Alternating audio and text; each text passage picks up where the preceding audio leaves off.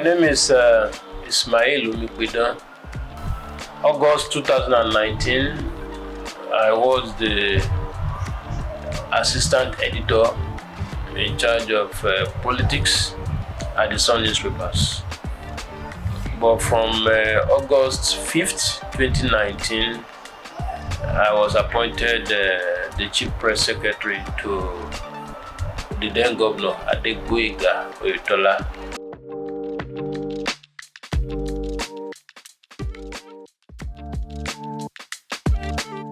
I started from Kaduna Polytechnic.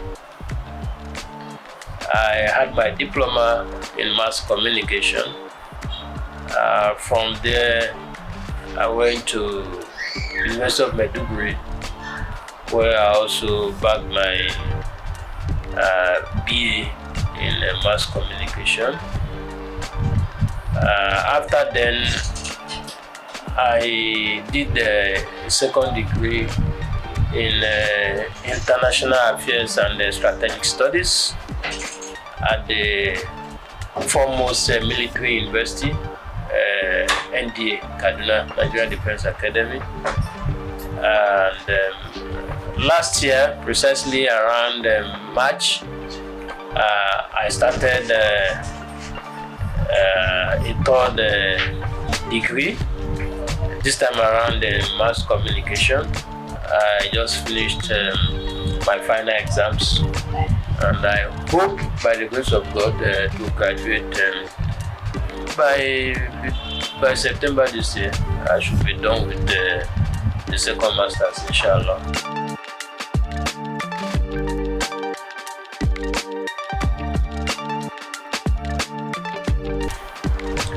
I actually set out to be a military officer. You know, I left secondary school in 1992, and at the time, military were in government, and the thinking then was that to change the society, you must belong to, the military class. So that was what informed my decision to want to join the army. So I left Otukpo in Benue State for Kaduna. I took the first examination. I scaled through up to the interview level, but at the interview level, I was dropped. I couldn't make it. The following year, I sat for the same exams. That year, I didn't even make the interview. So I took the third form to write the third time.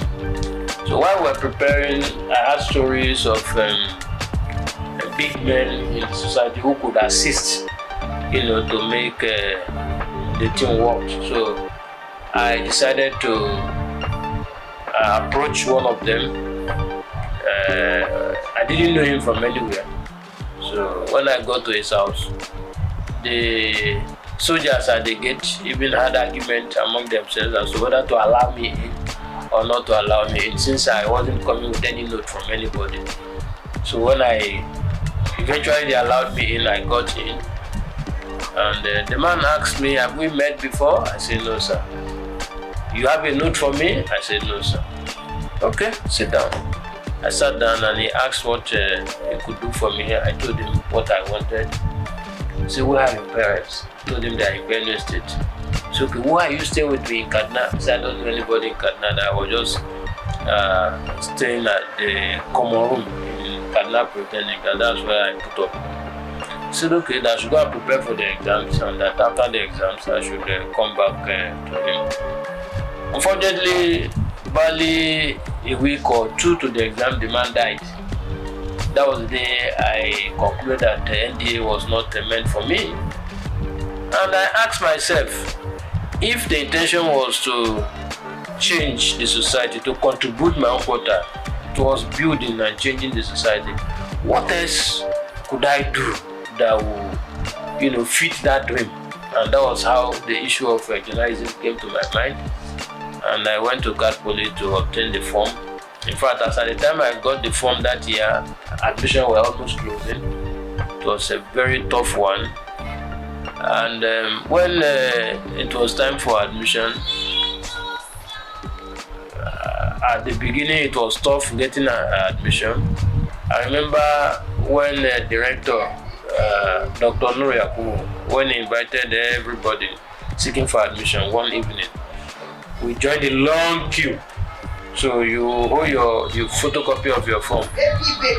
Once they mention any department for you and you are okay with it, they will just approve. You have gotten admission.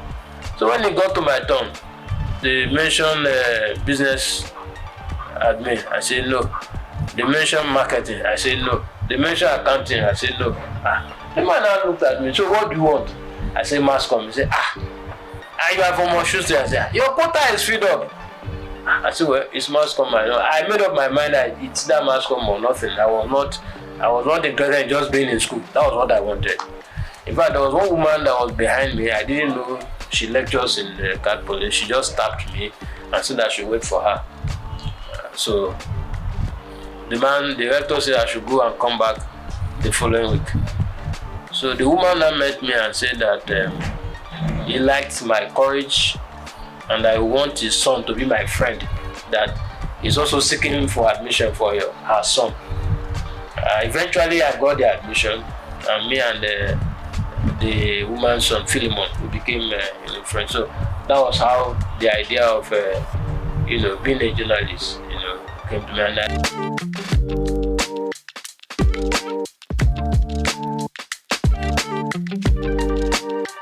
challenges, several of them. In the course of doing this job, I've had near-death experiences. My office was once attacked by Boko Haram, precisely in April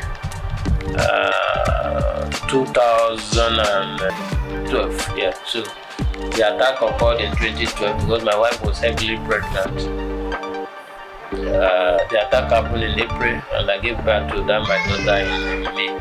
And then my daughter was 11 just recently. So my office was attacked in Kaduna by Boko Haram to the extent that other members of staff deserted the office. We were just lucky because the guy came in and we thought it was a mere accident because he hit the building, but the explosives he came with did not explode. So we thought it was a mere accident. We tried to rescue him, and I think after rescuing him, he was one who now started shouting, "Bombuche, Zetashi, Ubudu, that this is bomb, it will explode." I thought it was mentally derailed because I couldn't understand what he was talking about. So they started beating him, and I didn't want them to kill him in my office. So I was the one who even went to invite the police to come and rescue him. So it was when we came, when they were pressuring him to remove the bomb, he now brought out one of them, looking like fire extinguisher kind of. So he threw it into the crowd and the thing exploded. That was when I knew the guy was serious. I think 4 people died almost immediately. He tried to run away. They caught him. I was not one led him over to the police. And I think that became the first he became the first terrorist that was tried and convicted. And one interesting aspect of it, I pray that I live long enough to be able to make full disclosures of all the things I know about Boko Haram. But I want to place on record that I am the first Nigerian to testify in an open court against in a terrorist case. Without my testimony, there was no way the guy would have been convicted. I thank God that I made my own contribution. There is also, I won't call it envy, but in every workplace, it's what we call politics of workplace. I had a fair share of it. I remember when I was doing, that was part of, I'm sure, if not for that experience, by now I would have completed my PhD. When I was doing my first master's, one of my bosses just called one evening, and I told him. He said I didn't pick the call on time, so I told him I was in the class. He said, "Class, what are you doing?" I told him I was doing a postgraduate degree. He said, "Who gave you permission?" I kept quiet. I didn't say anything. So a week later, he now sent me on an assignment to Yola. I was based in Kaduna. And the assignment was something I could supervise even from Kaduna, because I was in charge of the Northwest and Northeast at the time. And so the correspondent we had in Maiduguri and the freelancer we had in Yola, and they could handle the assignment, I could supervise, but he insisted that I must be the one to go. I told him I had an exam to write the next day. He didn't give any consideration. So my classmates were very, very magnanimous. I told one of them, he said we should approach the class governor. We approached the class governor, and the class governor said we should approach the lecturer. Because of me, they had to shift, that exam, So I went to Yola, and to show that that my boss was really, really interested in knowing whether I traveled or not. When I got to Yola, he said I should give the phone to our correspondent in Yola.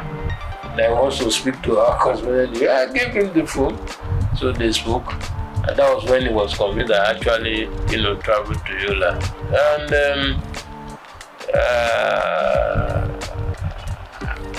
when I was in Borno, the then Governor Ali Modu Sheriff declared me a persona non grata because I was very, very uncompromising. He believed that I was working for the opposition. But what happened then was that because of his emperor kind of lifestyle, he believed that with his money he could buy anybody. And I needed to tell him in my own way that money is not everything. So when things happen in the state, when no reporter wants to touch it, be sure that Ismail will report it. And it got to a stage that he invited my management, he went and reported me, and he told them the implications of having me around. And before then, if I greeted him, he was not responding to my greetings. He told some persons that any day he wakes up to see me, that the day was going to be a bad day.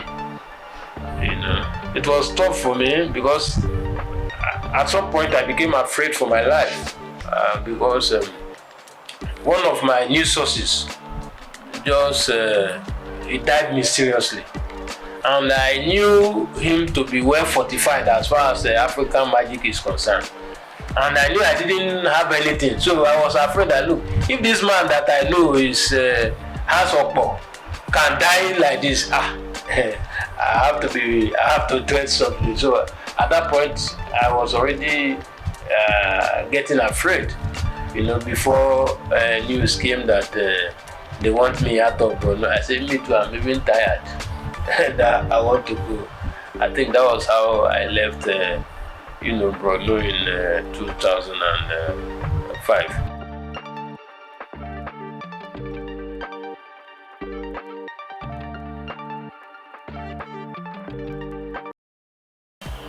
No, to the best of my knowledge. I am this type that is very, very meticulous and very, very conscious of what I write. As a matter of fact, there was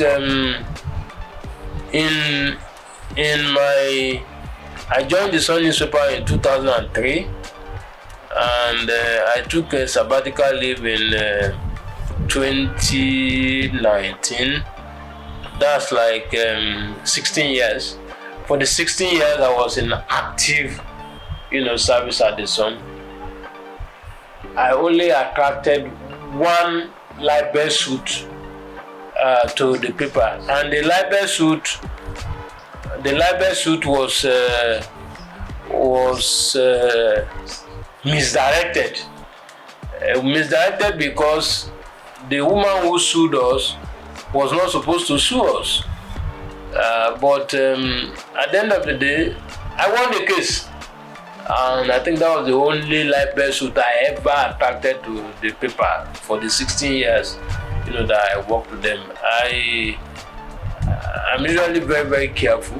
I cross-check my facts very, very well before, reporting. And I have never misled my paper. As a matter of fact, when there are times your superiors will have information and they want you to write it. I've had cause to challenge some of my superiors that, look, the information you have is contrary to what I have. And so if you insist on going ahead with the story, don't include my byline, because I also have a lane to protect. So I'm usually very careful in doing my stories. So I have never posted any fake story.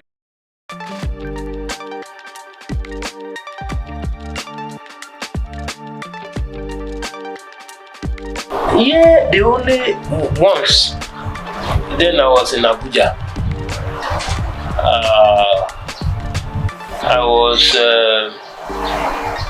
I think I was a senior correspondent.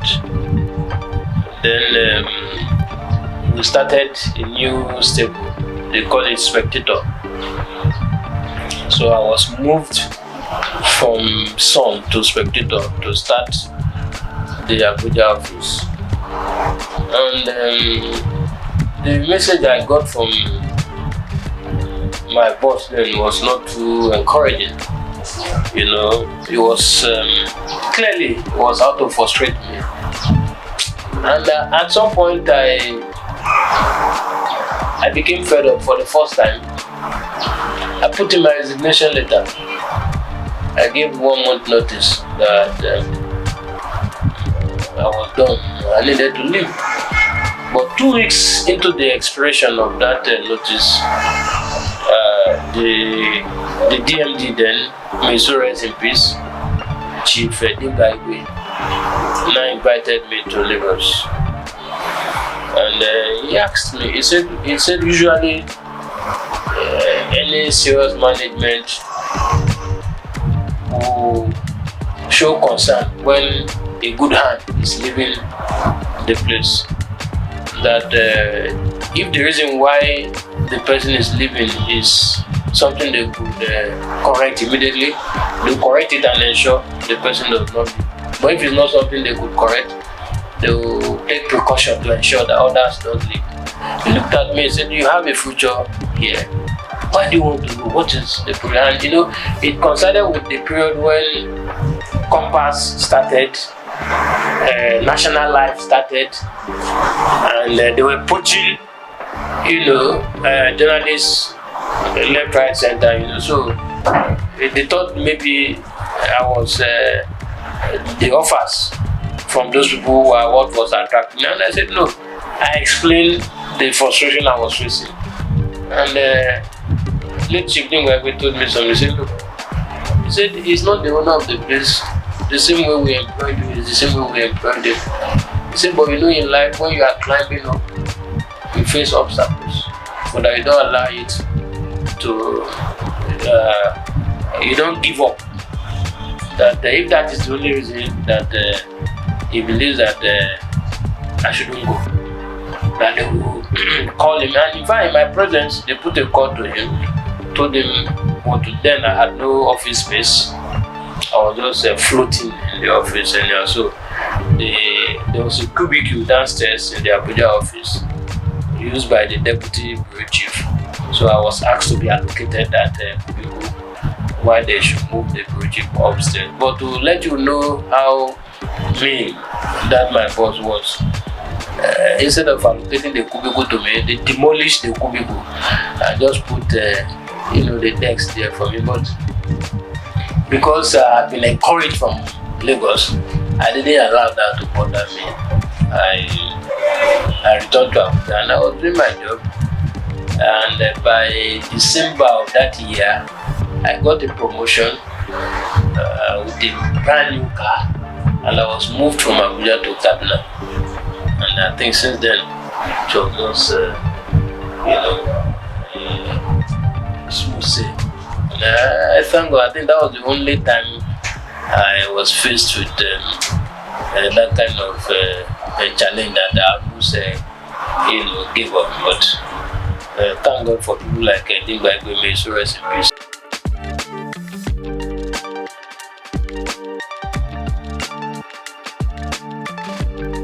Well, let me say this with all sense of modesty. I think part of the major challenge we have is that most times we are faced with poor managers.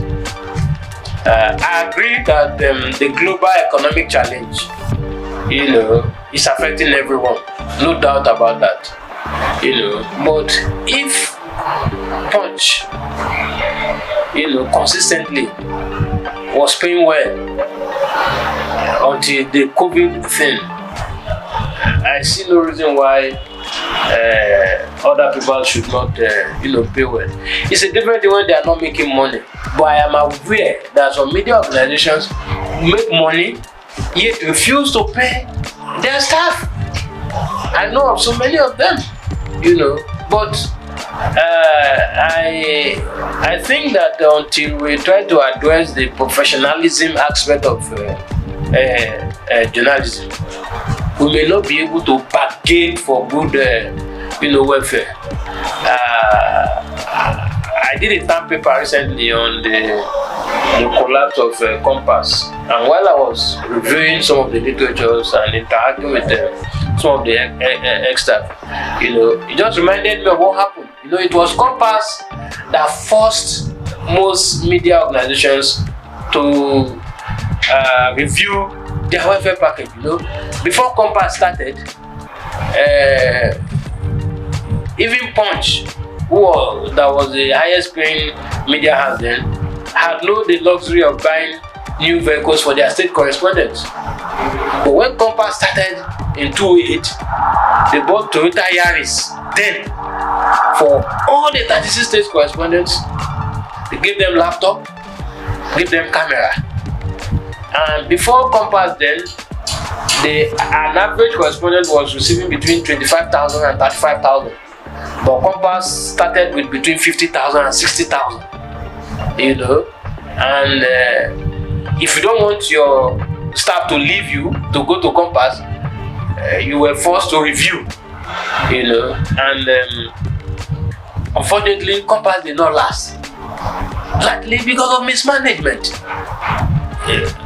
Compass collapsed in less than 4 years of starting business. So I think beyond being a professional, journalists must go and learn the art and science of business management.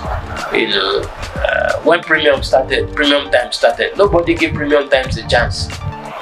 But they have remained in the industry, and they are one of the online newspapers that are paying their staff well. So I think one way to address that is there should be a legislation that will criminalize non-payment of salaries to media practitioners, because you see, the role of a media practitioner is very, very critical to the growth and development of the society. It's just like you saying that you hire policemen, you hire soldiers, and you don't want to pay them. You know the implication. And the work of a journalist is as critical to state building, is as critical, like that of the police and other security agencies. So there must be a way to criminalize non-payment of media practitioners. That way, there was one of the media owners, when he went abroad, to want to try what they were trying to Nigerian journalists, where you hire them, you don't pay them. The government rose to the occasion, and if you ask the man today, I'm sure he will tell you his experience.